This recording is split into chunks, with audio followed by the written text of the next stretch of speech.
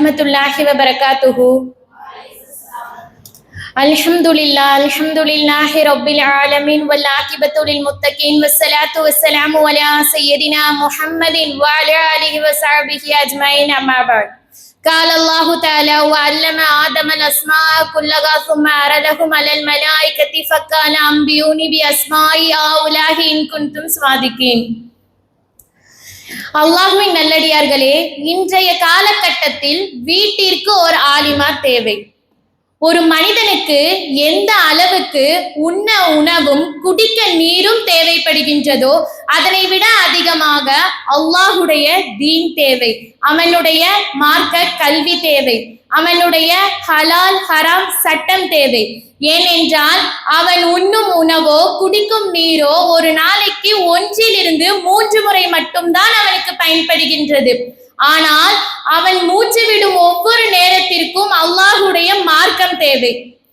எவ்வளவு பெரிய நபராக இருந்தாலும் சரி, செல்வ செழிப்போடு இருந்தாலும் சரி, என்னுடைய இந்த செயலை செய்வதற்கு அல்லாஹுடைய வழிகாட்டுதல் தேவையில்லை, அல்லாஹுடைய நாட்டம் தேவையில்லை என்று யாராவது ஒருவரால் சொல்ல முடியுமா?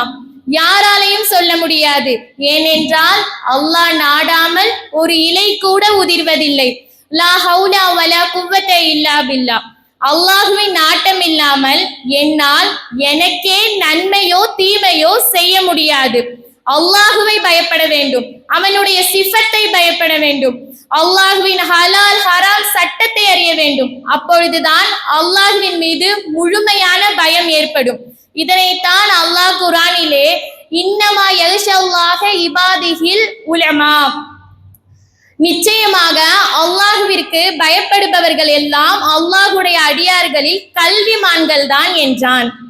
மனித படைப்பின் நோக்கத்தை உணர்த்தி அறியாமை என்னும் இருளை போக்கி அறிவொளி என்னும் நேர்வழி சுடரை காட்டி மக்களை இறைநெருக்கம் பெற்றவர்களாக மாற்றக்கூடிய கல்வியே மார்க்க கல்வி என்று சொல்லப்படுகின்றது. உலகில் எந்த படிப்பு வேண்டுமானாலும் படிக்கலாம், எவ்வளவு பெரிய படிப்பாக இருந்தாலும் படிக்கலாம். ஆனால் கபரிலே கேட்கப்படக்கூடிய கேள்விக்கு உங்களுடைய கல்வி பதிலளிக்குமா? ஆக உலக கல்வியே வேண்டாம் என்று சொல்ல விடவில்லை. ஆனால் உலக கல்வியை மட்டும் நோக்கமாக கொண்டு இந்த பூமியிலே உண்ணுவதும் உறங்குவதும் சுகம் அனுபவிப்பதும் கால்நடைகளை போன்று இருக்கிறது என்றுதான் சொல்ல வருகின்றேன். இல்மை கற்றுக்கொள்ளுங்கள், இல்மை பரப்புங்கள். இல்மு உயர்த்தப்படுவதற்கு முன்னால், மறுமை நாள் வருவதற்கு முன்னால் அல்லாஹ் கல்வியை எடுத்து விடுவான். قال الله تعالى وَإِذَا قِيلَ انشُزُوا فَانشُزُوا يَرْفَعِ اللَّهُ الَّذِينَ آمَنُوا مِنكُمْ وَالَّذِينَ أُوتُوا الْعِلْمَ دَرَجَاتٍ وَاللَّهُ بِمَا تَعْمَلُونَ خَبِيرٌ. உங்களில் ஈமான் கொண்டோருக்கும் கல்வி வழங்கப்பட்டோருக்கும் அல்லாஹ் பல தகுதிகளை உயர்த்துவான். நீங்கள் செய்கின்றவற்றை அல்லாஹ் நன்கு அறிந்தவனாக இருக்கின்றான். சொத்தில் வேண்டுமானால் ஆணுடைய பங்கில் பாதி பெண்ணுக்கு தரலாம். ஆனால் அறிவின் ஆண்மையை நீங்கள் எடுத்து பார்த்தால் ஆணை விட 2 மடங்கு அறிவில் ஆண்மை பெற்றவளாக பெண்தான் இருக்கின்றாள்.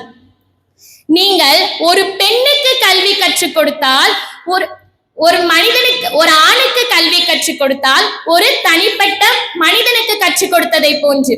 ஆனால் நீங்கள் ஒரு பெண்ணுக்கு கல்வி கற்றுக் கொடுத்தால் ஒரு குடும்பத்திற்கே கல்வி கற்றுக் கொடுத்ததை போன்று, அல்லது ஒரு சமுதாயத்திற்கே கல்வி கற்றுக் கொடுத்ததை போன்று. மார்க்க கல்வியை முதலில் பெண் கற்றுக்கொண்டால் முதலில் அவள் தன்னை தான் திருத்திக் கொள்வாள். மார்க்கத்தில் அனுமதிக்கப்படாத அனாச்சாரங்களை விட்டும் அவள் தன்னை பாதுகாத்துக் கொள்வாள். தான் பெற்றெடுக்கும் பிள்ளைகளை சுவாலிகான முறையில் வளர்ப்பாள். இதனால் எதிர்கால சமுதாயமும் சுவாலிகான முறையில் அமையும். ஆனால் இன்றைய காலகட்டத்தில் இருக்கக்கூடிய பெண்களுக்கு கணவன் தன்னுடைய குடும்பத்திற்காக இரவும் பகலுமா உழைத்து வீட்டிற்கு வந்தால் கணவனை உபசரிப்பது கிடையாது, கணவனுக்கு உணவளிப்பது கிடையாது.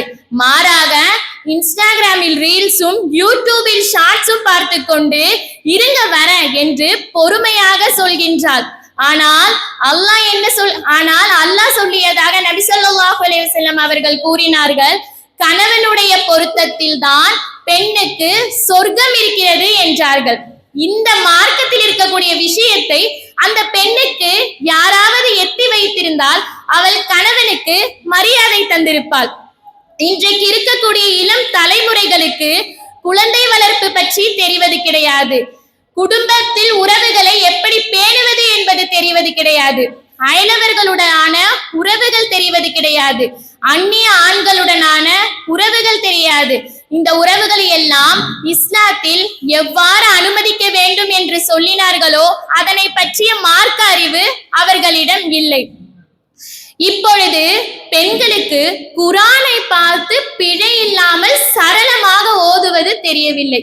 தொழுகைக்கு தேவையான ஒரு 10 சூறாக்கள் கூட மனனமாக தெரிவது கிடையாது.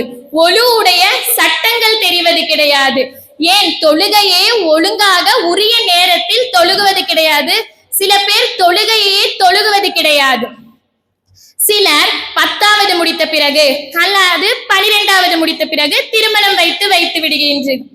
சிலர்கள் 10வது முடித்த பிறகு 12வது முடித்த பிறகு நிஸ்வான் மதரசாக்களில் படித்து அதற்கு பிறகு இதுவரைக்கும் அவர்களுக்கு மார்க்கத்தை பற்றிய எந்த அடிப்படை சட்டங்களும் தெரியாமல் இருந்திருக்கும். 17 வயதிற்கு பிறகு நிஸ்வான் மதரசாக்களில் சேர்ந்து அதற்கு பிறகு இந்த சட்டங்களை கற்று அதன்படி அவர்களுடைய வாழ்வில் அமல் செய்கின்றார்கள். அப்படி என்றால் இதற்கு முன்னால் அவர்களுடன் படித்த எத்தனையோ பெண்களுக்கு இந்த சட்டங்கள் எல்லாம் தெரியாமல் இருக்கின்றது. அவர்களுடைய வாழ்க்கை எவ்வாறு இருக்கும்? அவர்களுடைய வாழ்க்கையில் மார்க்கத்துடைய அறிவு எவ்வாறு இருக்கும்? அவர்களுடைய மறுமை வாழ்வு எவ்வாறு இருக்கும்? அவர்கள் பெற்றெடுக்கும் பிள்ளைகளை எவ்வாறு வளர்ப்பார்கள்? ஆனால் அல்லாஹ் இந்த நிஸ்வான் மதரசாக்களில் 17 வயதிற்கு பிறகும் அடிப்படை சட்டங்களை கற்று வாழக்கூடிய நசீபை சில நன்மக்களுக்கு வழங்கி இருக்கின்றார்கள்.